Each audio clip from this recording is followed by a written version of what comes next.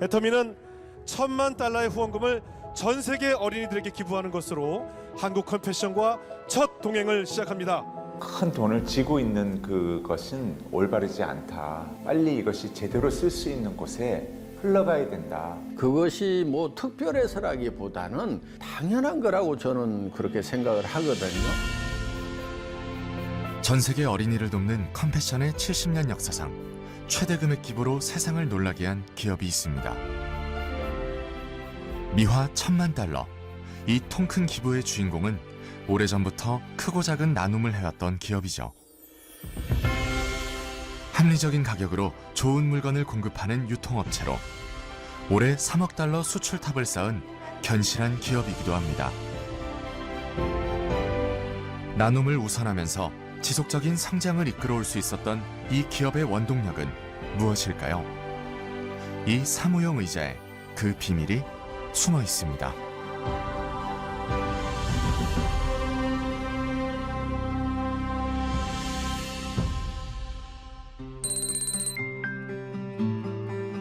모처럼 햇살이 따스하게 내리쬐는 겨울 한날.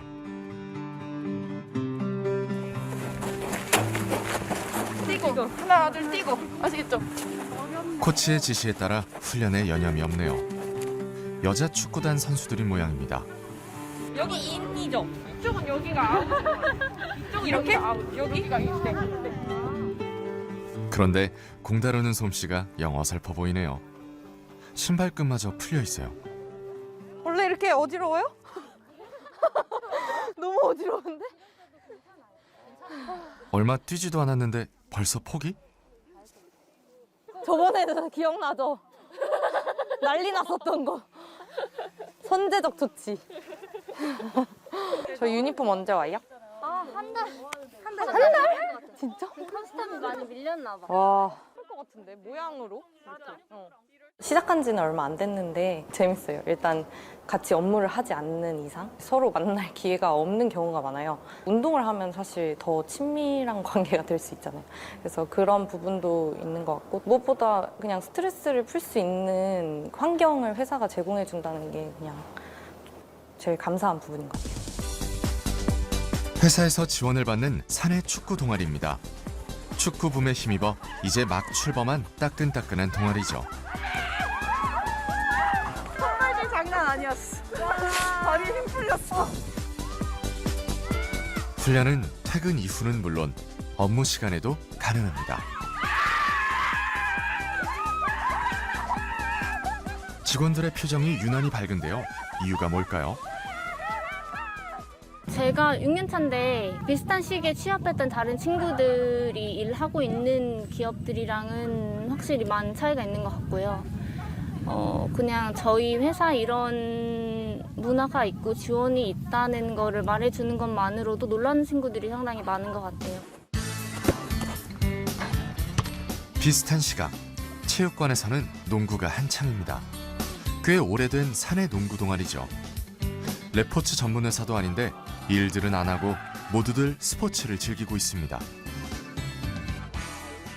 진짜 말 그대로 놀다가 일하고 싶을 때 일해야지 진짜 진심으로 일에 대해서 이제 접근을 할 수 있고 또 일에도 진심이 될 수가 있거든요. 맞습니다. 저희 노는데 진심입니다.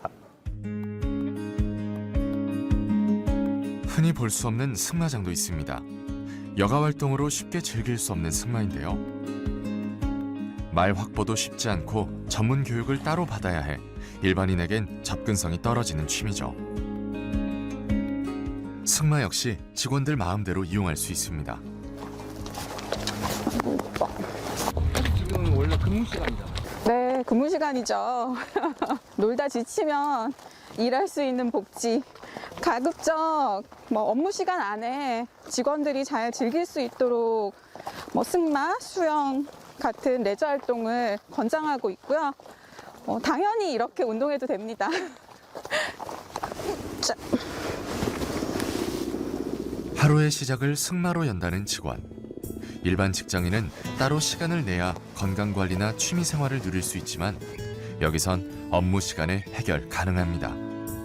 직원 개개인의 자유시간이 그만큼 더 생겨나게 된 거죠. 많이 타요. 기본적으로 하루에 한 4~5명은 타요. 회장님 목표는 한 달에 200명이 타는 게 목표예요. 한 달에 200명. 그러니까 25일 기준으로 따지면 하루에 8명은 타야 200명이 나오겠죠.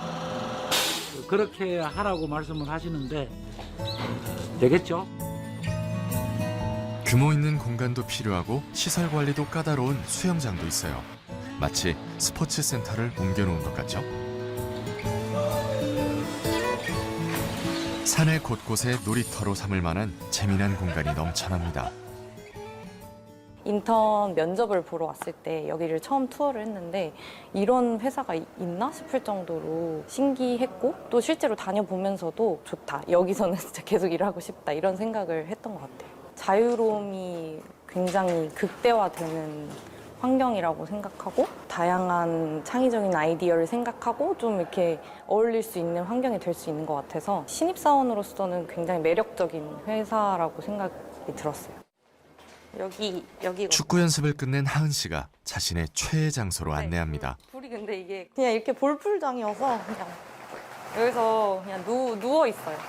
아니면 여기 앉아서 이렇게 여기서 얘기하거나 여기 누우면 가끔 안 보일 때도 있어요. 그래서 사람들이 없는 줄 알고 막 들어오고 저쪽에도 트램벌린이 있는데 저런 공간에서 가끔 뛰는 사람이 있어요. 근데 이제 좀 이상하게 보죠. 사람들이 무슨 일이 있나 약간. 놀면서 사실 아이디어도 많이 나오고 생각을 많이 할 수 있는 그 여력이 생기니까 계속해서 앞으로 나아갈 수 있는 어떤 생각들을 생생하게 해봐라 이런 의미인 것 같고. 출근하자마자 사물함부터 찾는 직원. 왜 사물함이 하나씩? 자율자석제다 보니까 퇴근할 때는 자기 짐들을 사물함에 다 넣어놓거나 정리를 해놓고 보통 퇴근을 합니다. 그날 기분에 따라 일할 자리를 잡는다는 직원들.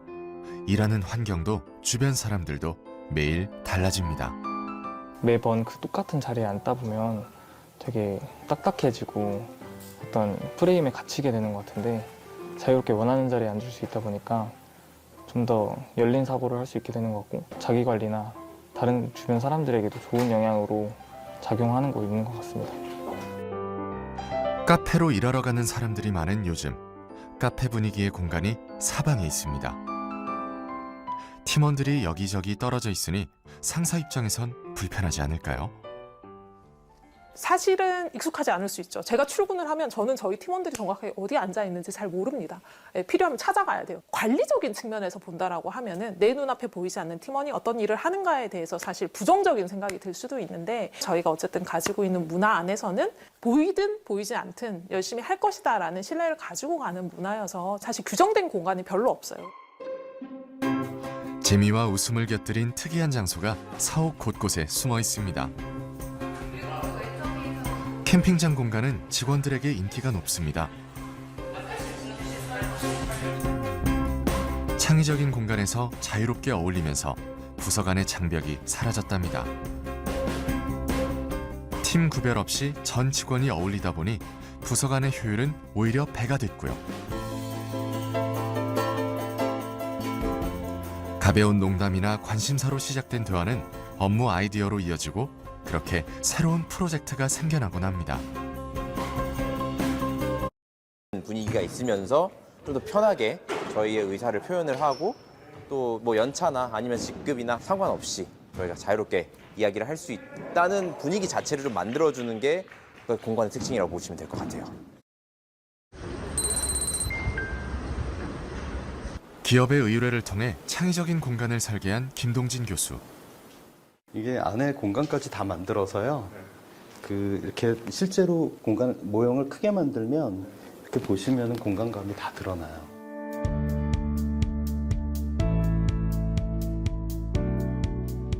건축주와 건축사의 생각을 맞추는 일은 꽤 어려운 작업입니다.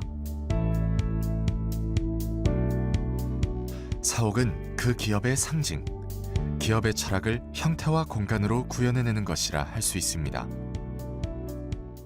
사옥을 설계한다라는 게 쉽지는 않아요. 기업 정신이 들어가야 되는 부분이어서요. 회장님이 뜻하는 그 기업 정신에 대한 그런 부분들을 한 2, 3년은 설계 작업을 같이 했었던 것 같아요.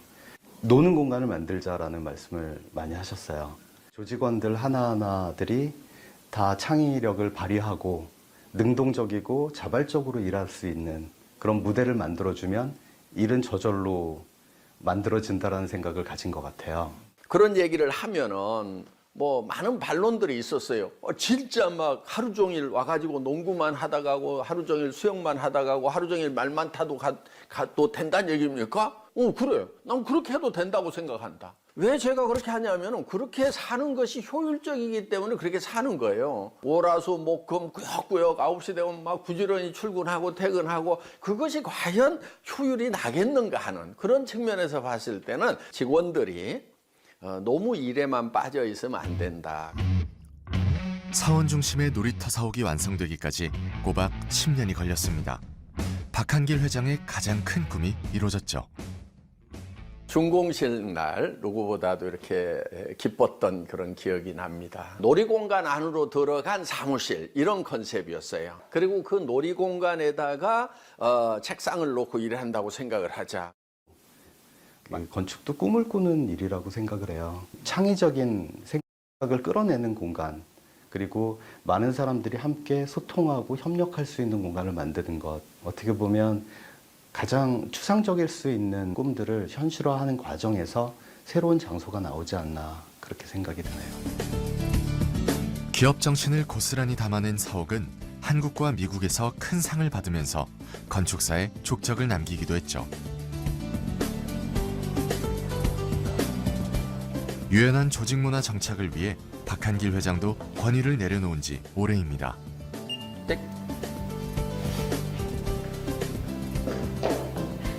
신나게 달려와 가장 먼저 회의실에 도착한 회장님. 어서 와요. 어서 와요. 어서 와요. 복 너무 많이 받았어. 어제 커피 쏘셔가지고 다 가져가. 나 그만 받아도 돼. 저 처음에 썼던 글씨. 프로젝트가 생기면 수시로 나타났다 사라지는 회의. 이 사안에 대해 가장 잘 아는 직원이 책임자입니다. 인턴이나 신입 사원이라도 상관없습니다. 근데 이거를 쓰고 나서 균형이 안 맞고 하는데 다 보정 작업을 해야 돼요. 네, 포고장을 다 해서 할 건데 저희가 이게 아무래도 글씨를 쓴다기보다 예술적인 퍼포먼스를 보여주는 거기 때문에 상형 문자스럽게 나오는 게 좀 더 예술적으로 보일 것 같아요. 그것도 그렇고 몸 동작도 퍼포먼스잖아요. 그 느낌을 다 살려야 되니까 그럼 한번 초이스가 나보다 못하기만 해봐라. 그러니까 영상이 찍을 때 이렇게 손들면 누구나 참석할 수 있다는 프로젝트. 회장이 참여했다고 주눅들지도 일방적으로 의견을 따르지도 않습니다. 대화가 끊이질 않죠. 뭐 찍는다든가. 사실 저도 처음에는 엄청 불편했었는데 오히려 회장님께서 동석을 해주시는 게 이게 방향성이 좀 충분하게 더 논의가 되고 설득을 시킬 수 있을 것 같아서 오히려 그런 기회가 많이 있는 거라 생각해서 좋습니다. 회장님이 지나가시다가 들어오시는 경우가 되게 많아요. 지나가다가 뭐 하니? 보다가 이런 회의 하고 있습니다. 같이 하자. 이렇게 되는 경우도 많고 회의할 때 저희가 사실 모든 의견들이 다 동등하기 때문에 회장님도 사실 의견은 동등하거든요. 직원들이 회장이 얘기를 해도 잘 안 들어요. 자기 생각대로 다 하고 있는 거야. 그게 사실은 잘하는 거거든요. 저한테 말 안 듣고 빡빡 우기고 달라드는 직원을 저는 매우 아낍니다. 나 회장 계급장 떼고 맞짱 뜨면은 그거 쾌감이 있잖아요. 그냥 져줄 생각은 없어요. 안 져주거든요. 같이 한바탕 붙어가지고 저를 이겨먹는 직원이 있으면은 기분이 좋죠.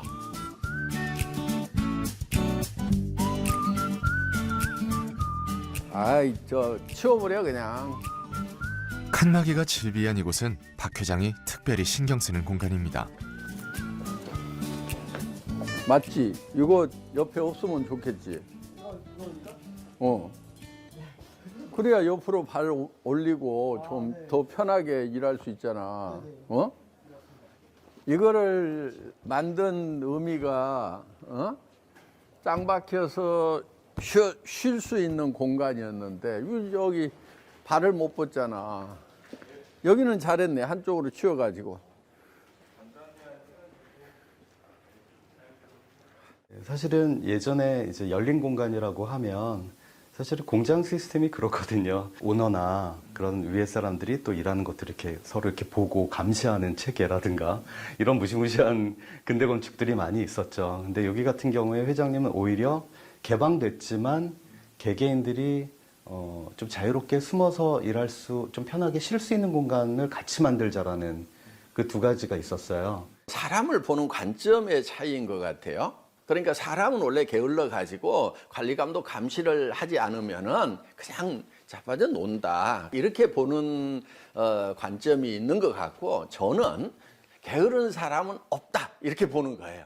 엄마가 애들이 너무 바지런해서 힘들지 애가 게을러 가지고 힘든 엄마 봤느냐. 그런데 어느 날 갑자기 애가 게을러지는 경우가 있다 이거예요. 하라는 것도 안 하고. 이유가 딱 한 가지다. 지가 하고 싶은 것을 못하게 하고 하기 싫은 것을 하라고 하니까 그런 현상이 생기는 거다.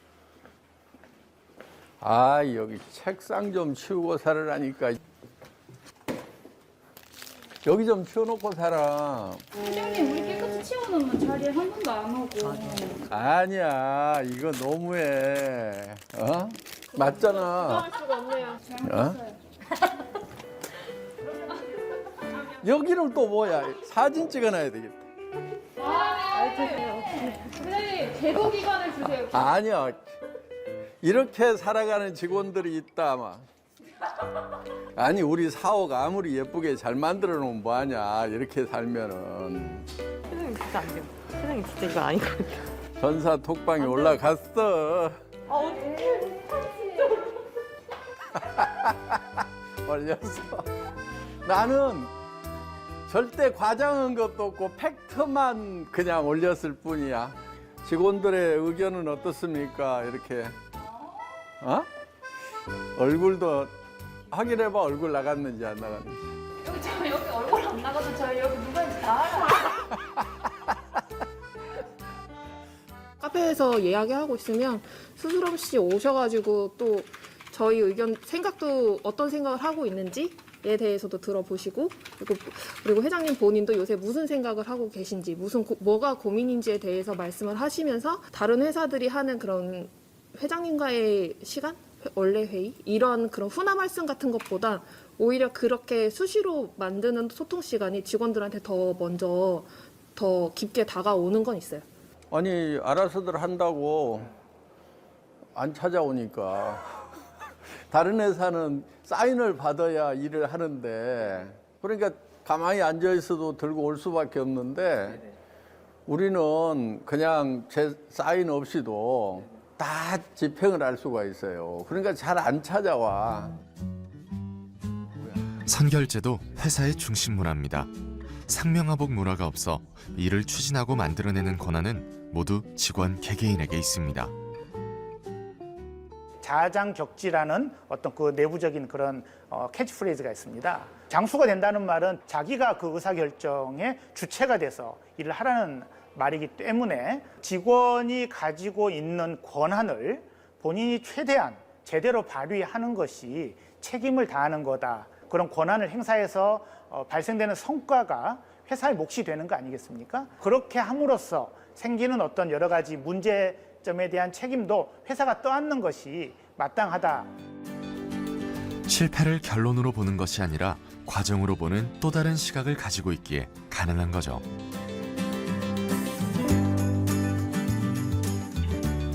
특이하게도 이 회사의 의자는 모두 같은 모델입니다.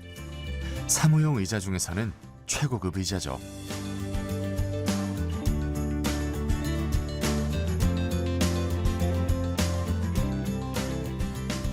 전 직원이 똑같은 의자를 사용하고 있습니다.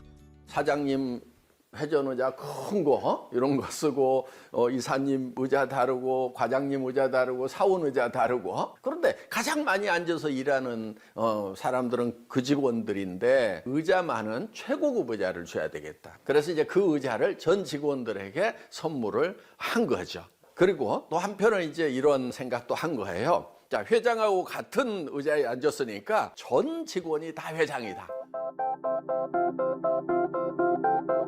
직급도 본인이 결정합니다. 자신에 맞는 직급을 스스로 정해 명함에 새기면 그만. 차장도 팀장도 넘쳐납니다. 과장 5명 중에 부장 될 사람은 1명밖에 없을 거란 말이야. 그러면 나머지 4명은 경쟁에서 밀리게 되는데 그런 시스템이 과연 온당한 건가 하는. 근데 협력하라고 해놓고 시스템은 경쟁 시스템을 만들어 놓으면 어떻게 협력을 하냐 하는 거예요. 직급을 마음대로 적도록 이렇게 해주면은 굳이 누가 뭐 내가 막 노력해가지고 뭐 잘 보여가지고 또는 남을 누르고 승급해야 될 그런 필요성을 못 느끼게 되는 거죠. 경쟁 관계가 아닌 온전히 동료로만 남게 되면 모든 것을 공유하게 되고 협력은 자연스럽게 따라옵니다. 빠른 판단으로 결정하는 데도 도움이 되죠. 지금은 사실 어떤 일의 완벽성보다는 타이밍이 굉장히 중요한 시대입니다. 자잘한 실패를 하면서 성공으로 나아가는 게 훨씬 더 나은 방법인 거지, 완벽을 기하다가 타이밍을 놓치는 게 훨씬 더 큰 실패인 거죠. 그러면 완전 더 큰 실패를 피하기 위한 어떻게 보면 굉장히 현명한 선택이 아닌가? 2020년 대한민국 일하기 좋은 100대 기업 대상을 비롯해 다양한 곳에서 일하기 좋은 기업으로 손꼽히고 있습니다. 지난해에는 아시아에서 일하기 좋은 회사로 선정되기도 했죠. 일하기 좋은 회사가 성과가 나쁠 리 없겠죠. 창업 이후 국내 40배, 해외 진출 9년 만에 60배가 훨씬 넘는 매출을 올리며 꾸준한 성장을 보이고 있습니다. 지난해 전체 매출 2조 2천억 원을 달성했죠. 수출의 탑 시상식의 단골 수상자가 될 정도입니다.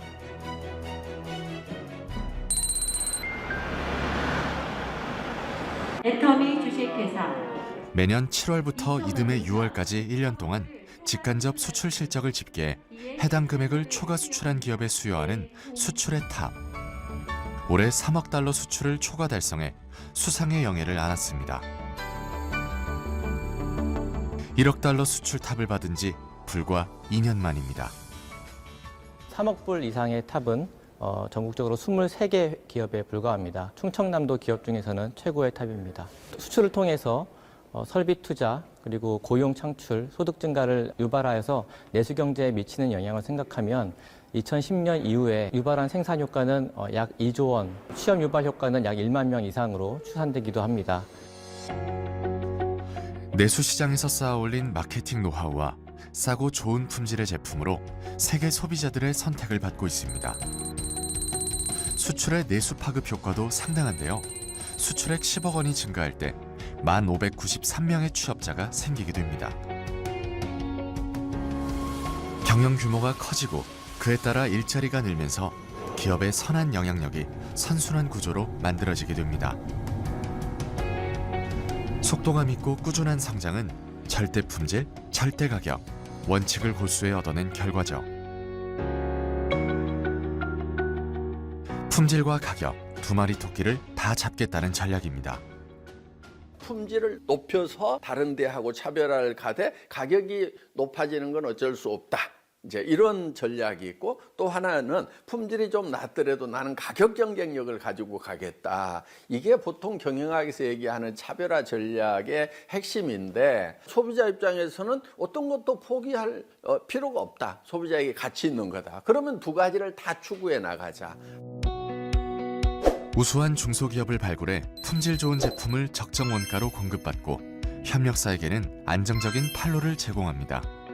그 과정에서 협력사의 생산 라인 증설을 위한 자금을 지원하고 늘어난 생산량으로 더욱 낮아진 원가가 제공되죠. 좋은 제품을 싸게 많이 팔면 그만큼 매출이 늘어나게 됩니다.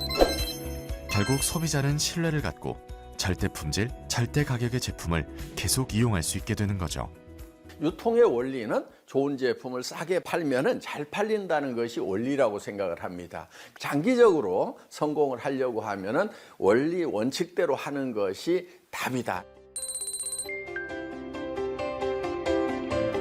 절대 품질, 절대 가격 원칙이 제대로 먹혔던 건강기능식품. 현재 매출의 상당 부분을 차지하고 있습니다. 개발 당시 품질은 뛰어나지만 가격이 워낙 높아 자칫 사장될 뻔했던 제품이었죠. 오히려 그때 생산량을 늘려 승부수를 띄웠습니다. 처음에는 저희도 거의 마진이 없었어요. 그냥 원가 수준에 줬는데 많이 파니까 원가가 내려가는 거고, 그 원가가 내려가니까 그걸 갖다가 제조업체에서 다 가지지 않고 그걸 판매업체에 돌려주고, 이런 순환이 애텀이나 제조업체나 서로 윈윈했다, 이렇게 보시면 될 것 같아요. 박리담회로 원가를 낮추는 방법. 생각만큼 제품이 팔리지 않으면 공멸할 가능성이 짙은 위험한 방법이죠. 자신감이 없으면 할 수 없습니다. 그 어떤 믿음에 대한 보답이라고 이야기할까요?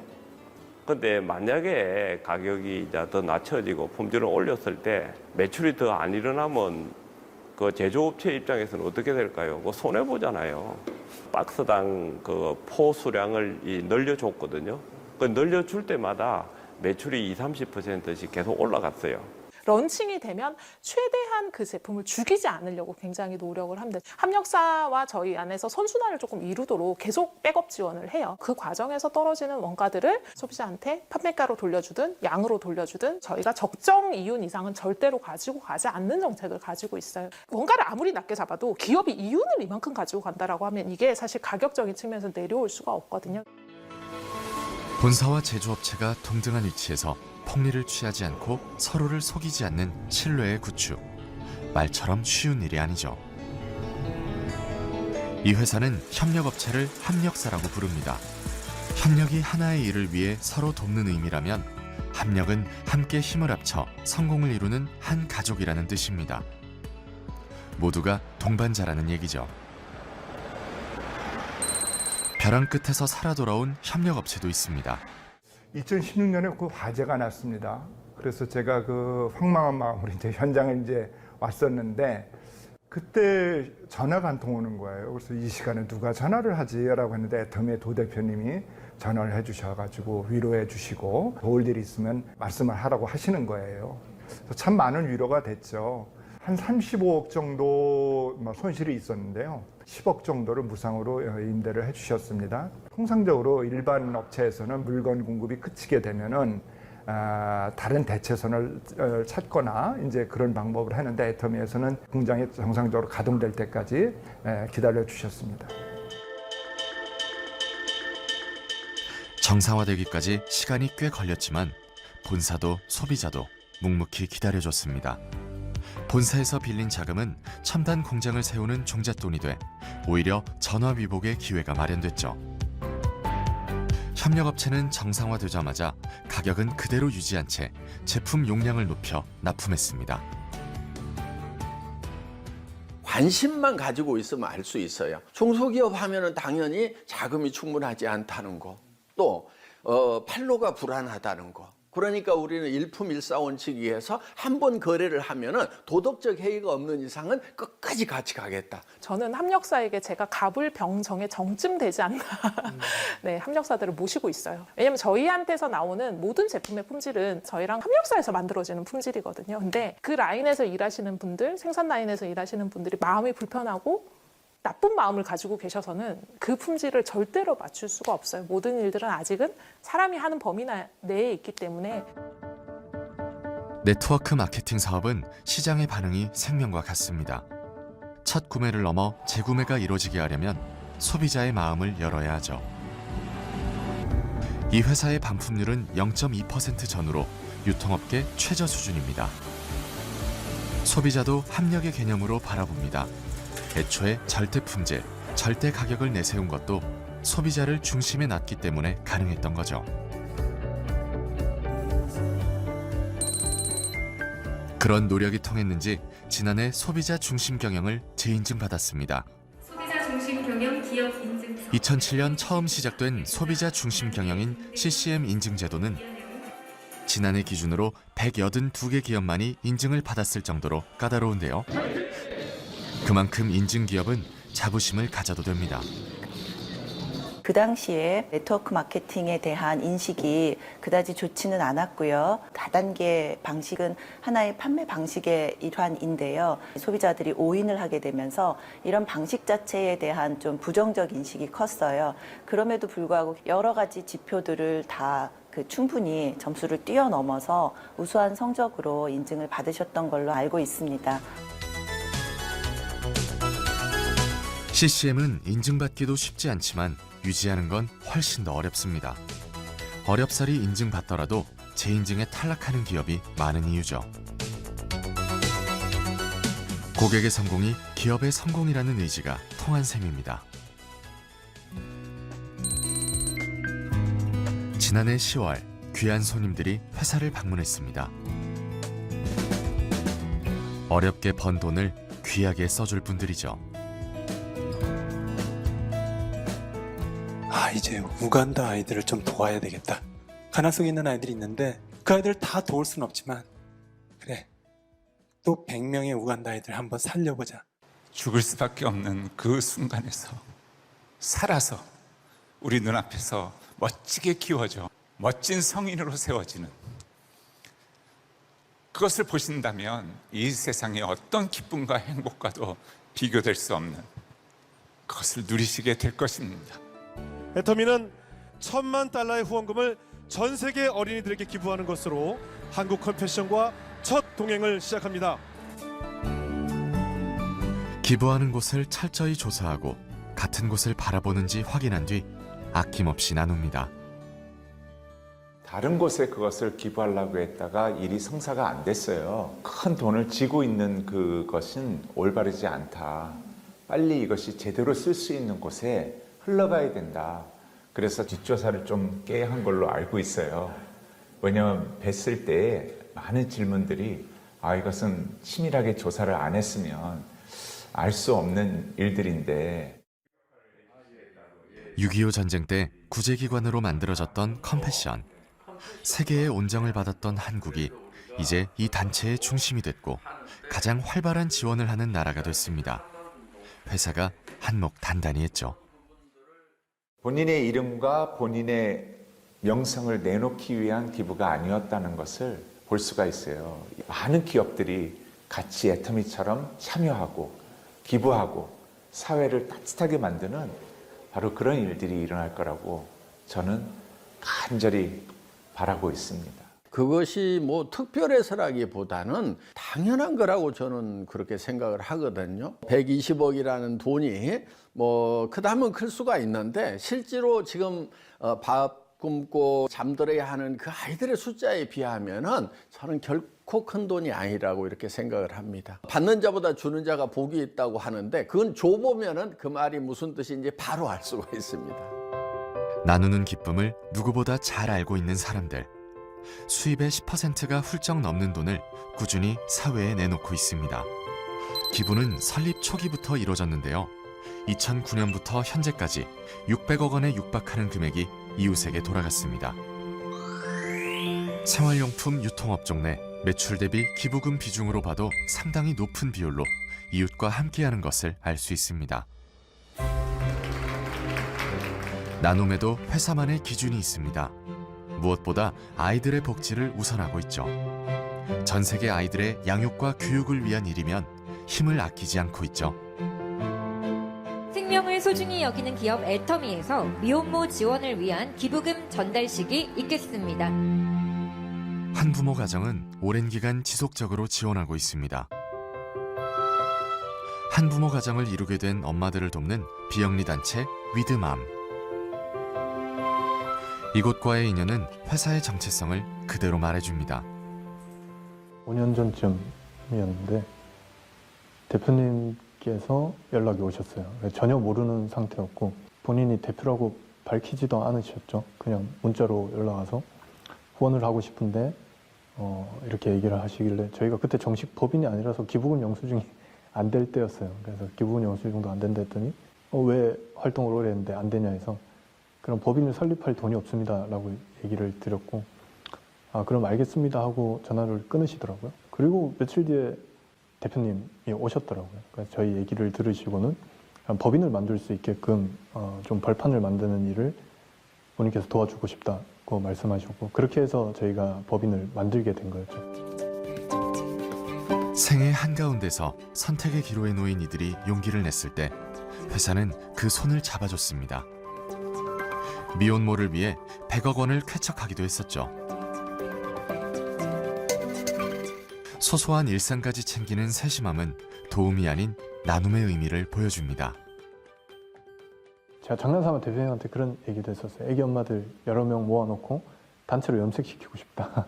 본인이 원하는 브랜드가 있을 거고 본인이 원하는 옷이 있을 건데 거기에 맞춘 것들을 좀 해주고 싶다라고 말씀드렸는데 또 대표님이 또 굉장히 흔쾌히 알겠다고 해주시더라고요. 어떨 때는 애터미가 헷갈릴 때도 많죠. 사실은 기업이 아니라 저희같이 비영리 단체를 하는 단체인가 헷갈릴 때도 있을 만큼 굉장히 적극적이시고 또 좋은 일에 있어서는 공격적으로 함께 해주시고 가까운 곳부터 작은 것부터 지금 당장 회사 나눔의 기본 원칙입니다. 나눔이 부수적 활동이 아니라 기업이 존재하는 본질이고 자연스러운 문화란 생각이죠. 제가 입사했던 10년 전과 지금이 크게 다르지 않은 것 같아요. 회사가 이것들 하기 위해서 더 돈을 열심히 벌자라는 모토가 회사 전반에 흐르는 것을 좀 느낄 수 있는 것 같아요. 제가 2022년에 목표가 감사를 꼭 실천하자. 그러니까 그런 목표가 생겼어요. 근데 한 번도 이런 목표를 가진 적이 없었던 것 같은데 그런 마인드를 갖게 해준 게 회사였던 것 같기도 하고. 기업 차원으로만 그치지 않습니다. 회원들은 SOS 나눔회를 만들어 자발적인 나눔을 이어오고 있는데요. 10억 원이 넘는 돈을 기부한 개인 기부자도 있답니다. 자기가 받아보면 나도 누군가 돕는 사람이 될래요. 요 얘기를 다 하는 걸 보면 우리가 작은 기부로 시작이 되지만 정말 사회 전체를 따뜻하게 훈훈하게 바꿀 수 있는 그런 문화가 반드시 될 거라고 생각을 합니다. 자신 하나 돌보기도 쉽지 않은 세상에서 자연스럽게 이웃을 생각하게 만드는 기업 문화. 나누려고 돈을 번다는 게 이들의 이야기입니다. 기업 문화의 확산은 해외 사업에도 이어지고 있습니다. 해외 시장에서 대중명품에 부합하는 제품을 찾아서 회사의 글로벌 판매망을 통해 공급하겠다는 GSGS 전략. 현지 경제에도 상당한 이득이 되고 있습니다. 올해 저희가 뉴질랜드, 터키, 영국, 카자흐스탄, 키르기스탄까지 5개국 진출을 해서 총 22개국 진출을 했습니다.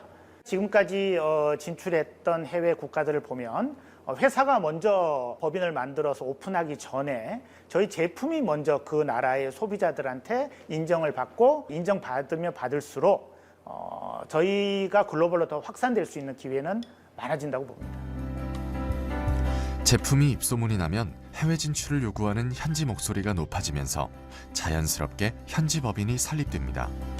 절대 품질, 절대 가격으로 소비자의 마음을 사로잡고 현지에서 번 돈은 현지인에게 돌려주는 전략을 쓰고 있죠. 그곳의 아이들에겐 어떤 돌봄이 이루어져야 하는지 고민하고 그 일부터 먼저 추진하고 있습니다.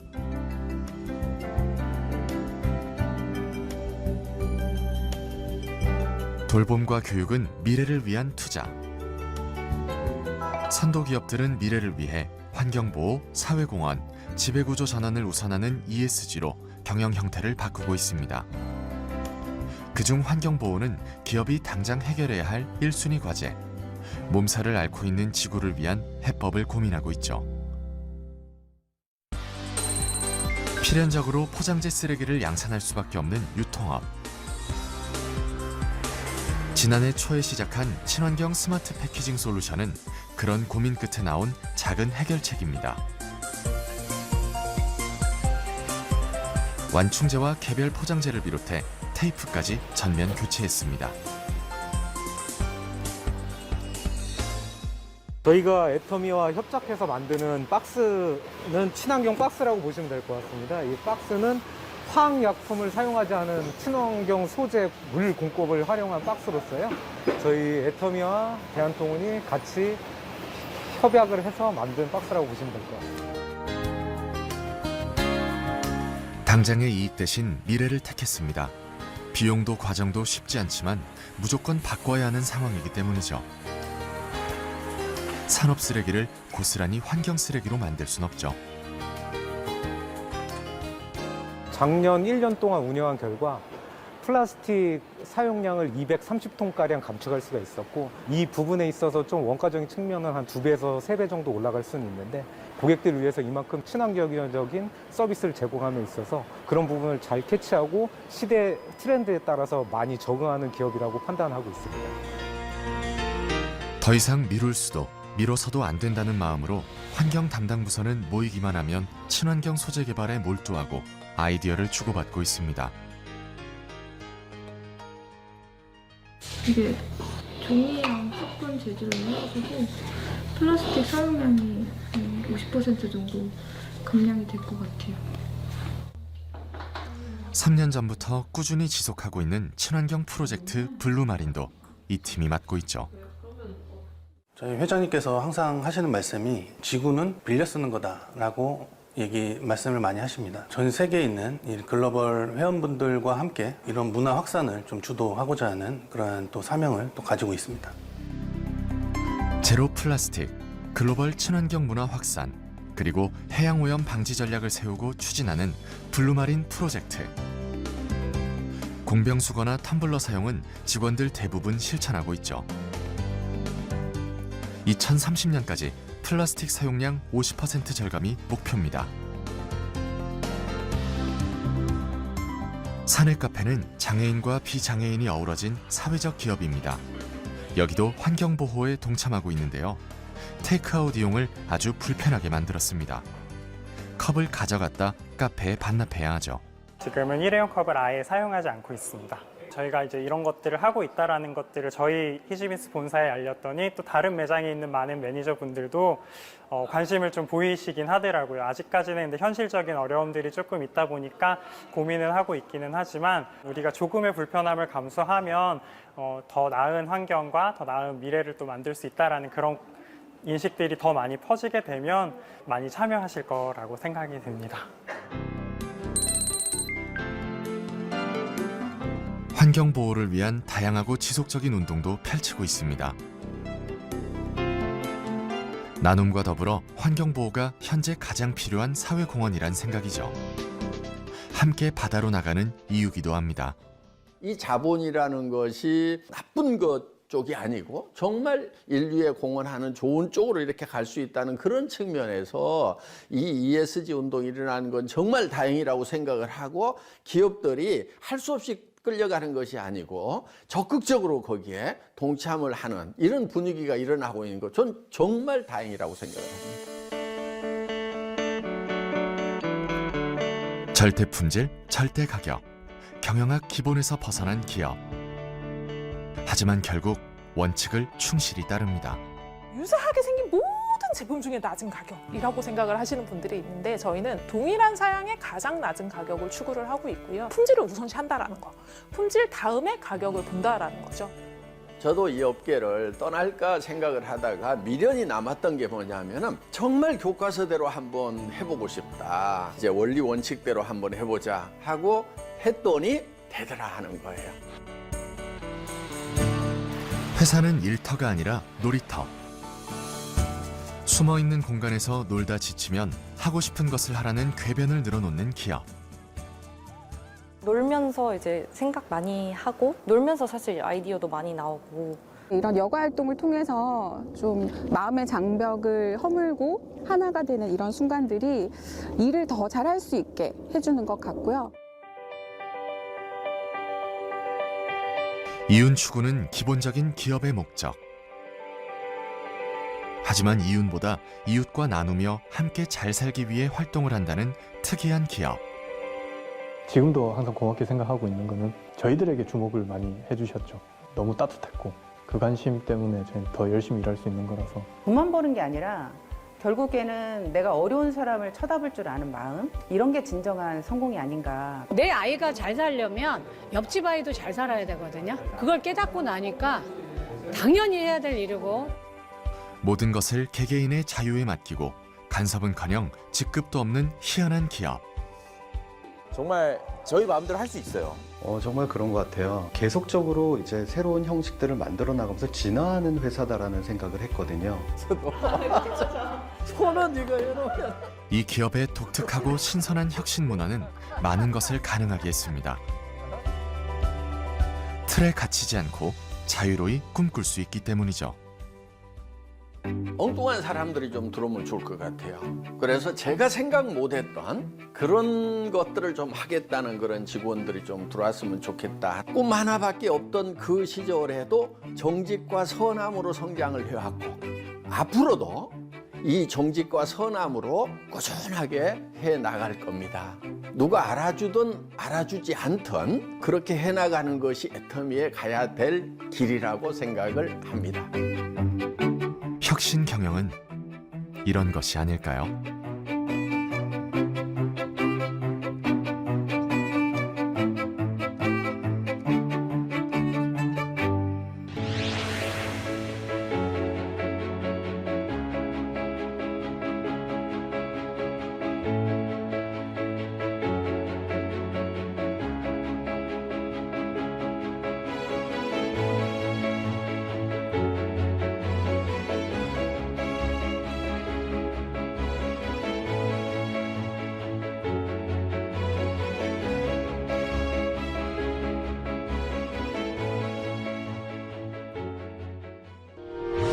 의견 있는 경제 채널 SBS 비즈.